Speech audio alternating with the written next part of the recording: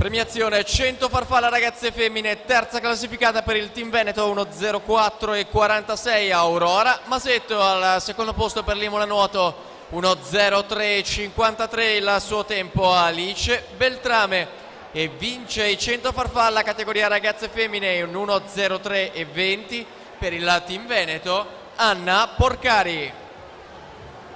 Intanto noi subito torniamo alla vasca perché c'è una prima serie in corso, quella dei 100 misti ragazzi, con Federico Rizzardi a condurre dopo le prime due frazioni, accoppiata farfalla e dorso in corsia numero 2, davvero netto il suo vantaggio. Ora con la frazione della rana preferita incrementa ulteriormente, quindi si lancia nella vasca conclusiva dello stile libero. In arrivo davvero un gran bel riscontro cronometrico per l'atleta del Team Veneto che trionfa in questi 100 misti ragazzi, 59,21 per lui.